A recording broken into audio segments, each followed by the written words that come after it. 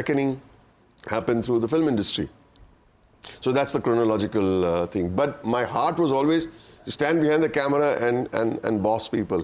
And you know, you boss people, that's a nice one. But you are somebody like, you know, who's a natural actor, Mr. Irani. You are like... Baman. Yeah, Baman. You are somebody who's very, I mean, almost perfectly natural for an actor.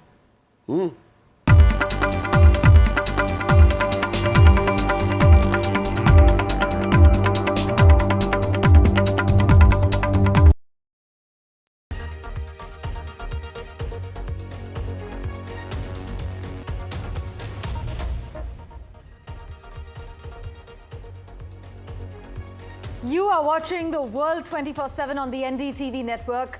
I'm Parmeshwar Bava. We've got an action-packed bulletin lined up for you with news from across the world. Let's begin with the top headlines you need to know. Russia and Ukraine are set to hold their first direct peace talks in 3 years.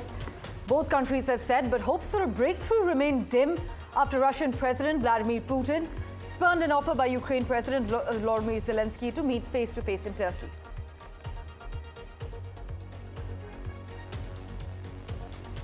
US President Donald Trump says the US and Iran were nearing a nuclear deal.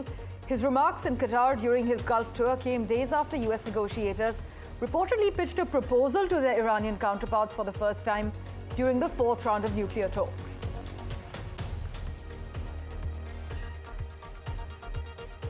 Meanwhile, India-US trade talks are progressing well, the Commerce Ministry has said. This as a team from India led by Commerce and Industries Minister Piyush Goyal will be going to Washington for further discussions.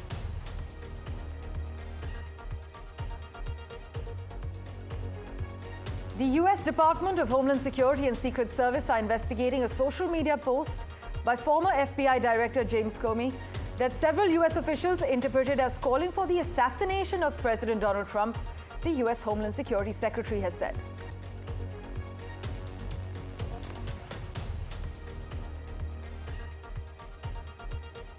A deal signed in Pakistan days before the terror attack in Jammu and Kashmir's Pahalgam and India's military response to it has reportedly come under scrutiny both in New Delhi and Washington over links to Donald Trump's family and Pakistan Army Chief Asim Munir's involvement.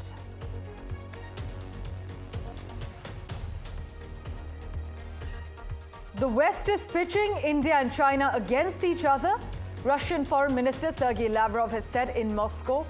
As you know, Mr. Lavrov is a vocal critic of the Quad grouping comprising India, Australia, Japan and the US to contain China.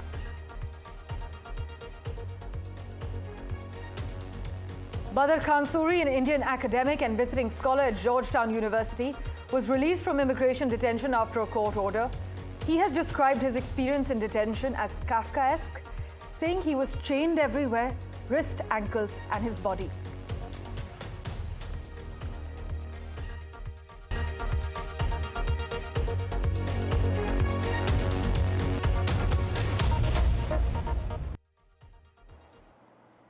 A big focus, Russia and Ukraine are set to hold their first direct peace talks in 3 years. Both countries have said this, but hopes for a breakthrough remain dim after Russian President Vladimir Putin spurned an offer by Ukrainian President Zelensky to meet face-to-face in Turkey. Zelensky has said he was sending a team headed by his defense minister to Istanbul for the talks, even as he said that the Russian delegation did not include anyone who actually makes decisions, accusing Moscow of not making efforts to end the current war.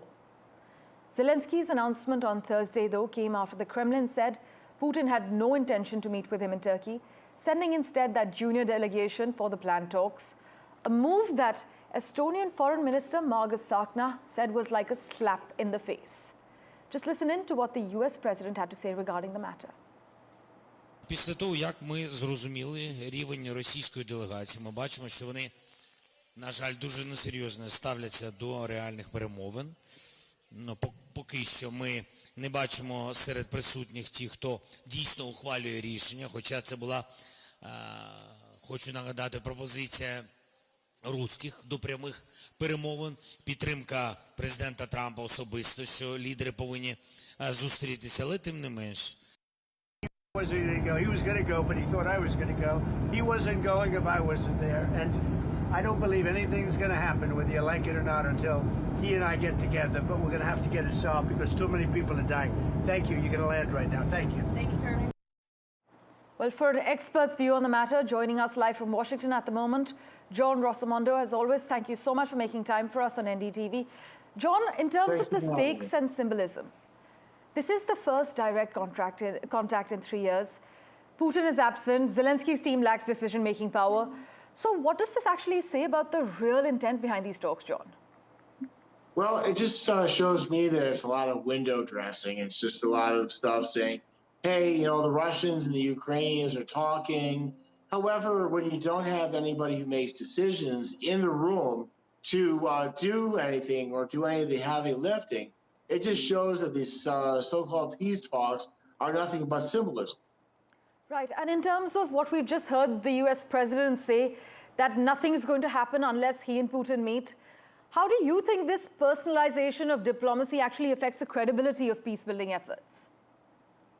Well, I think that it brings to the top. I mean, one thing about Donald Trump is he believes in personal relationships to make deals, which is something that you know, he learned in his years as a real estate developer and as a businessman. Right.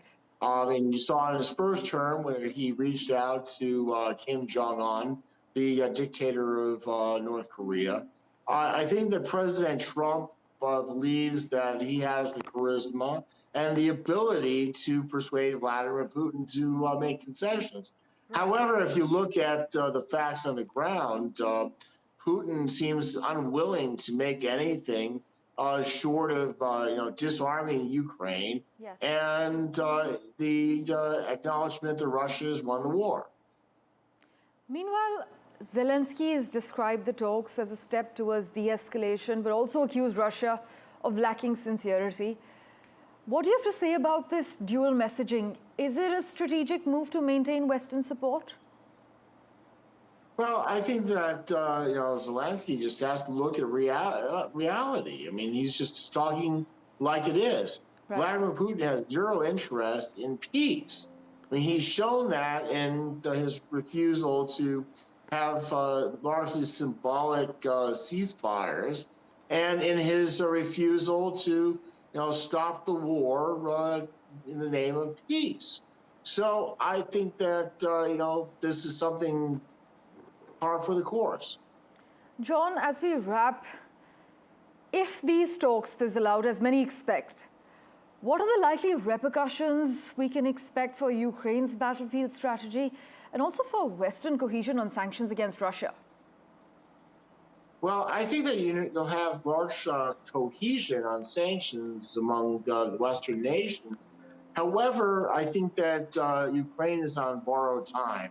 The West has largely reduced its military aid and assistance to Ukraine. Ukraine has a limited supply of manpower. Yes. And everything right now is in the hands of Putin in terms of momentum and capability. Well, we'll keep a close eye on all the developments as far as Turkey and the peace talks are concerned. John, as always, thank you so much for making time for us and joining us with your views. Thank you. Meanwhile, the other big story we're tracking, the India-US trade talks. The Commerce Ministry says that they are progressing well, but this as a team from India, led by Commerce and Industries Minister Piyush Goyal, will be going to Washington for further discussions. Piyush Goyal will lead the team of senior Indian officials to Washington for discussions on the agreement starting May 17th, and meetings with the US Trade Representative Jamieson Greer and US Commerce Secretary Howard Lutnick are on the cards. But you need to note that the talks come against the backdrop of both our countries exploring the possibility of an interim trade arrangement in goods to secure early mutual wins ahead of finalizing the first phase of the trade agreement by fall, which is September-October this year. Just listen in to what our External Affairs Minister, Dr. Jaishankar, had to say regarding US-India trade talks. Between India and US, trade talks have been going on, negotiations have been going on. In fact, we have, I think our team is just going at this point. These are very complicated negotiations. They are very intricate. Nothing is decided till you know, everything is. But any trade deal any trade deal has to be mutually beneficial. Any trade deal has to work for both the countries. And I think that would be our expectation from the trade deal. My colleague Rishabh Bhatnagar has been tracking all the latest details for us. He joins us live at the moment. Rishabh, what details can you disclose regarding India's 4-day trade talks in the US? Right, Parmeshwar, what we're hearing is the fact that the Commerce Minister Piyush Goyal is set to meet the USTR, the US Trade Representative Jameson Greer, US Commerce Secretary Howard Lutnick. He's the counterpart for the Commerce Minister in the US. Two important contextual points under which this visit by Minister Goyal comes. The first one being the easing of the US-China relations. We've seen that the tariff truce has happened there. Both have slashed reciprocal tariffs of 115% off of each other. So that tension has eased, and that trade relationship has now prospered. So now we need to see how India tackles that, given the fact that India's pitch is as an alternative to China as a global manufacturing hub. So if US-China relations are good, India does not stand to benefit from that. The second one is, of course, India's retaliation at the WTO that came in a few days before these talks were slated to begin. And that is also something that might be discussed as part of these bilateral trade agreements. Apart from that, two separate rounds have already taken place. An Indian team has already gone to Washington. After that, and an American team has already visited India. So this is the third sort of official round that is taking place of in-person negotiations. So yet to see what is also important is the 90-day tariff pause window that is set to expire around July 8th. So a lot of chatter on whether the first tranche of this bilateral trade agreement could be completed within that 90-day window. So lots to check before this May 17 to May 20 trade talk window ends. Rishabh, as always, thanks so much for joining us with the lowdown. We will, of course, revert to you for regular updates. Meanwhile, in other news, a fresh bail petition filed by fugitive diamond trader Nirav Modi has been rejected by the High Court of Justice King Bench Division in London. And this is actually now the 10th bail petition since his detention in the UK, which was successfully defended by the CBI through Crown Prosecution Service, London.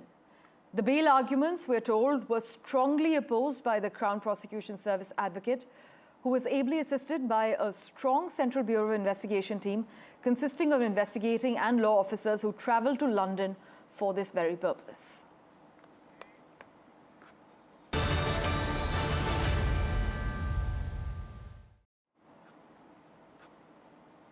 With that, let's turn our attention now to the US President's Gulf tour. Donald Trump has hailed his country's relationship with the United Arab Emirates during a meeting with his counterpart Sheikh Mohammed bin Zayed Al Nahyan in Abu Dhabi. And in a first-of-its-kind moment, the Sheikh Zayed Grand Mosque in Abu Dhabi was closed to the public to welcome US President Donald Trump during this official visit to the UAE.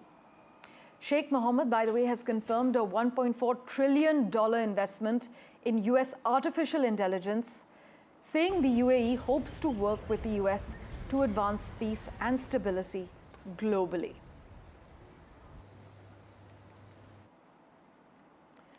Meanwhile, I must also inform you about the nuclear deal. Well, the US says they are on the brink of finalizing a nuclear deal with Iran, the details of which the White House has not disclosed. And you probably read today the story about Iran has sort of agreed to the terms. They're not going to make, I call it in a friendly way, nuclear dust. We're not going to be making any nuclear dust in Iran. And we've been strong. I want them to succeed. I want them to end up being a great country, frankly, but they can't have a nuclear weapon. That's the only thing. It's very simple. It's not like I have to give you 30 pages worth of details. There's only one sentence. They can't have a nuclear weapon. And joining us for further clarity on the matter, Arab and Middle East expert James Bowden. James, always a pleasure to have you on our show. We've just heard Donald Trump claiming the US and Iran are nearing a nuclear deal. But given the history of distrust and the 2018 withdrawal from the JCPOA. How credible is this optimism, James? I don't think it's very credible, and we have to realize that there appear to be two different factions, even within the Iranian government, that are struggling for control. It was announced late last night that the Iranians were willing to get rid of highly enriched uranium. They were looking to cap enrichment and also subject themselves to inspections. Then early today, the Iranian foreign minister came out and said, no, we are not going to cap any enrichment. We're not going to limit ourselves, and we're going to pursue an aggressive policy. We're going to have complete open door. So we're seeing a lot of different shifting positions. We've got President Trump, who is shifting by the day on his own. And then we have the Iranians who appear to be in this power struggle. So I'm not very confident that we are really close to a deal. And I think that it's going to take some more substantial moves before we can get to that point. Right. Meanwhile, Qatar, James, has emerged again as a key mediator. How has Doha positioned itself as a trusted go-between for Washington and Tehran? And what does it actually stand to gain at the moment? Well, Qatar has long served as a go-between for the United States. And, you know, they do have good connections with a lot of different parties. You'll remember that in 2016, I believe it was, or 2017, they were, Saudi Arabia tried to eject them from the region because of their strong ties to Iran. And so they're plugged in. A lot of people see them as the big peacemakers and deal makers in the region. And so the United States has wisely tapped into that source. And I think that we have seen that policy bear a lot of fruit. Well, Iran's president, Pezeshkian, has called the US the source of regional instability, while Trump has called Iran the most destructive force.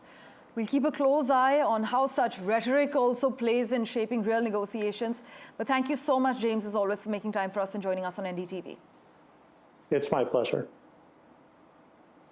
And amid the backlash in India over Turkey's support for Pakistan in the India-Pakistan conflict, India's aviation security regulator, the Bureau of Civil Aviation Security, has revoked the security clearance of an Indian arm, Çelebi Airport Services India of Turkey, headquartered airport ground handling major Çelebi Aviation Holding, in the interest of national security, and this is with immediate effect.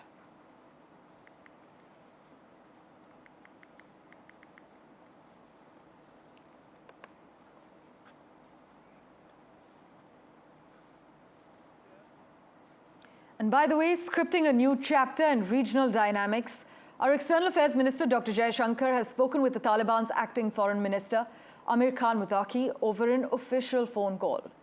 I'll tell you why this call assumes significance.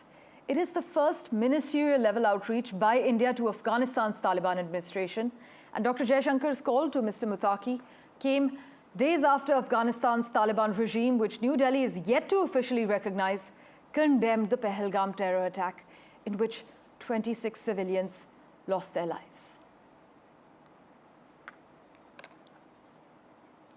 Let's get you a quick update from the US now, where Badr Khan Suri, an Indian academic and visiting scholar at Georgetown University, was released from immigration detention after a court order. But you know, he has described his experience in detention as Kafkaesque, saying he was chained everywhere, wrists, ankles, and his body. He also mentioned that during the first 7 to 8 days, he didn't even know where he was being taken and even missed his shadow. They made a subhuman out of me, is what Mr. Suri has said, as US District Judge Patricia Giles, ruling from Virginia, ordered Mr. Suri's immediate release, stating that his detention was in violation of the First Amendment, which is the right to free speech. The judge actually authorized his return to his family on personal recognizance, and Suri's lawyers have filed a habeas corpus petition to challenge the lawfulness of his detention as per reports. Well, news and updates continue in a moment, right after this very short break. Do stay tuned.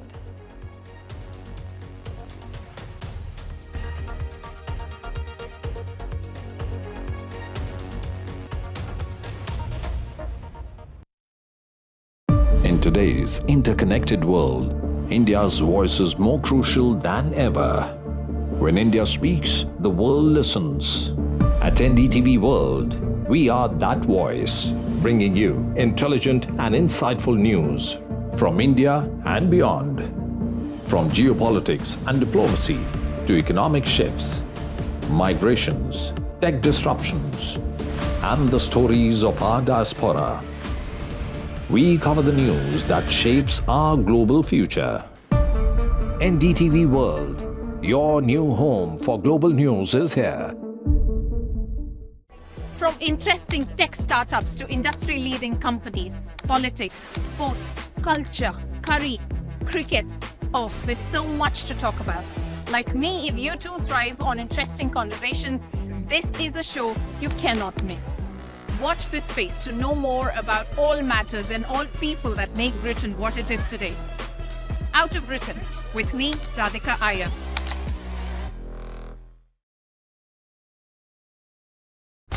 When facts are fragmented, we put the pieces together. Where power collides with truth, we are there. Behind me is that massive security arrangements that are in place. Behind fractured boundaries, we clear the fog of war. Fault Lines with Gauri Dwivedi, only on NDTV World.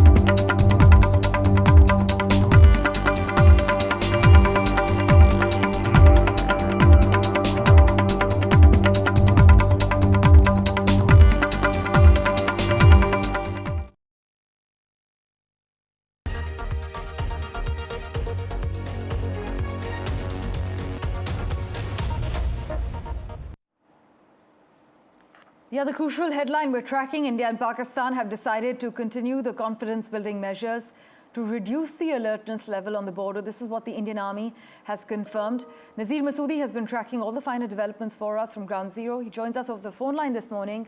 Nazir, we're given to understand that New Delhi and Islamabad DGMOs have agreed to continue talks.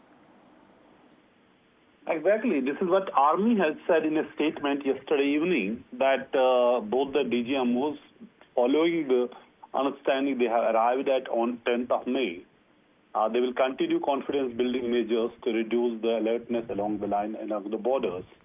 So, but there has been a country statement from Pakistan which is saying that it is agreed that the ceasefire has been extended up to 18th, which means it is not indefinite, and the ceasefire understanding was without putting a deadline or the deadline to it.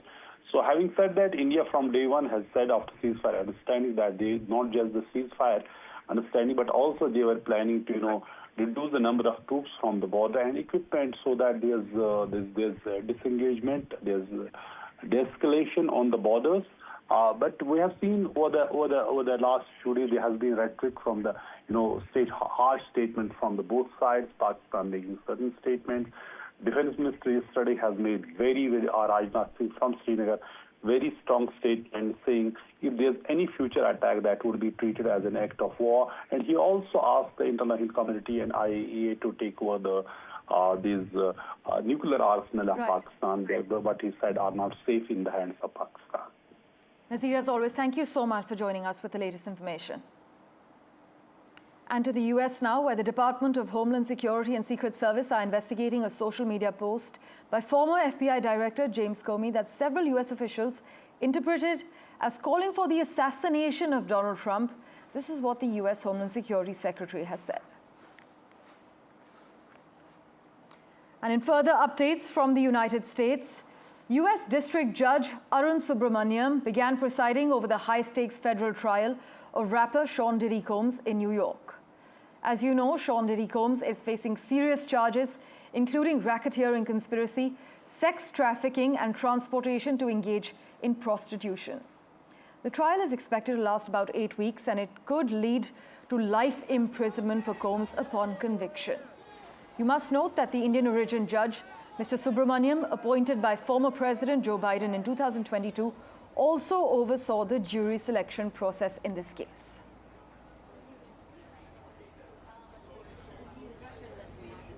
Meanwhile, US Supreme Court justices have expressed concerns about allowing Donald Trump's radical reinterpretation of the Constitution's guarantee of birthright citizenship to go into effect while litigation continues. In an unusual move, the court heard oral arguments on a series of Trump administration emergency requests seeking to limit the scope of nationwide injunctions that blocked the plan almost as soon as it was announced in January.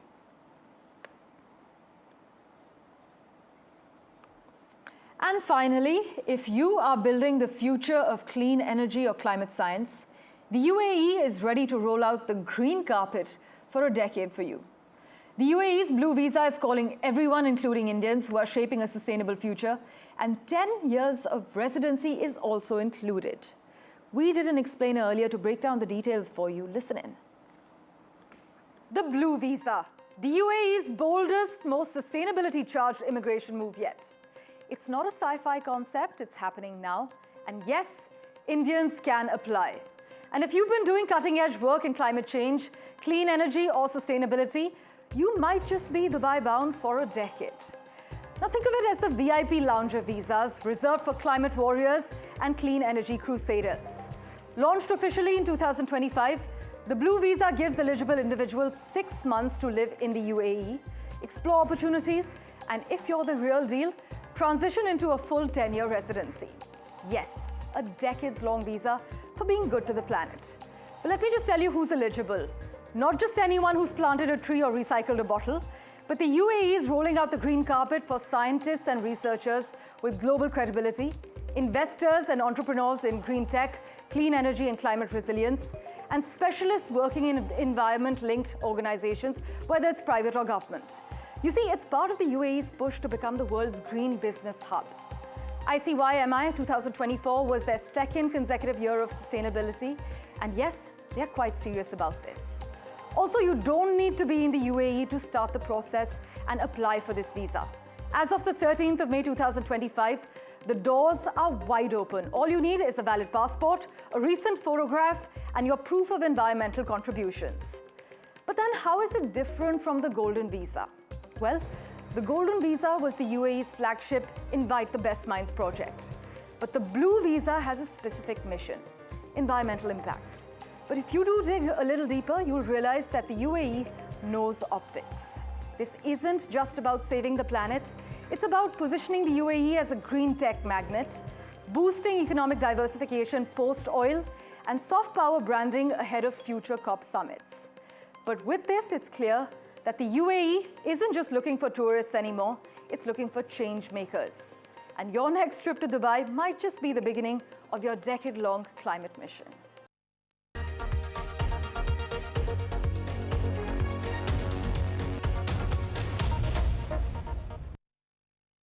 In today's interconnected world, India's voice is more crucial than ever.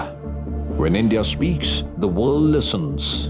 At NDTV World, we are that voice, bringing you intelligent and insightful news from India and beyond.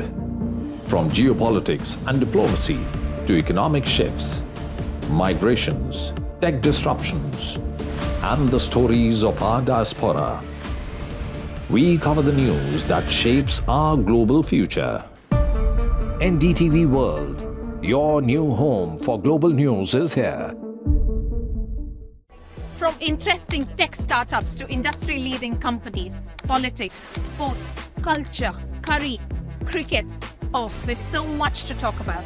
Like me, if you too thrive on interesting conversations, this is a show you cannot miss. Watch this space to know more about all matters and all people that make Britain what it is today. Out of Britain, with me, Radhika Iyer.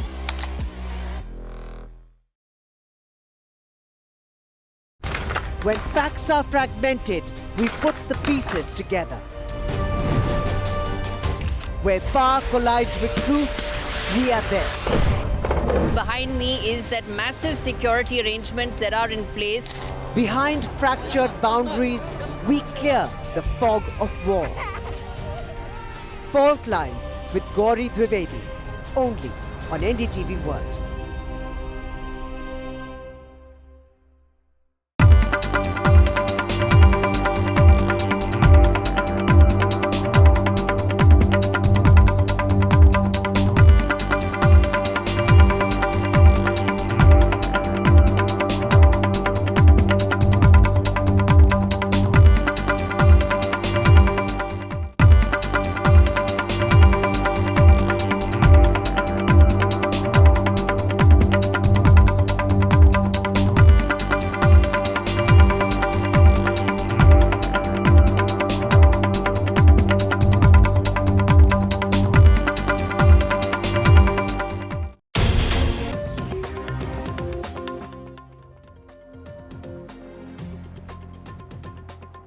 A very good morning. You're watching The Breakfast Show on NDTV 24/7. I'm Divya Vadva. We have a whole lot lined up for you, including India and Pakistan moving to reduce tensions along the line of control. We're talking about reducing alertness. That is what India and Pakistan is working towards. We'll get you all the details. First, let's get you the headlines. Confidence building measures continue as India and Pakistan work towards reducing alertness and to reduce tensions.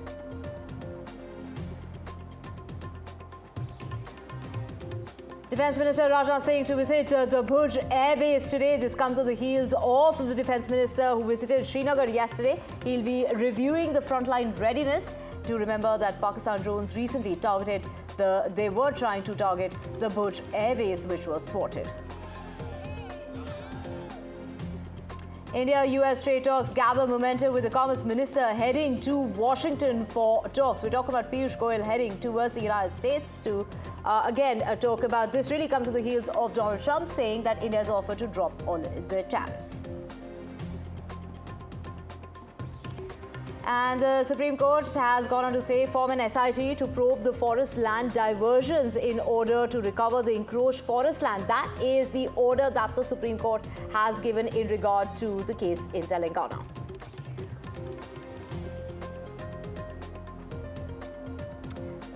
A 100 crore rupee custom duty fraud has come to light and a luxury car dealer has been arrested in Hyderabad. And a UK court adjuncts fugitive Nirav Modi's bail plea. Do remember that his bail plea has come up for the 10th time and it has now been adjunced as far as the UK court is concerned in regard to that bail plea of the fugitive. A very important meeting that was to take place in Istanbul. Of course, Putin has backed out of that meeting. He didn't show up for that meeting, while it is Zelensky calling it a dummy delegation. And Sikkim celebrates its golden jubilee of statehood. Sikkim's chief minister speaks to NDTV outlining the achievements of the state.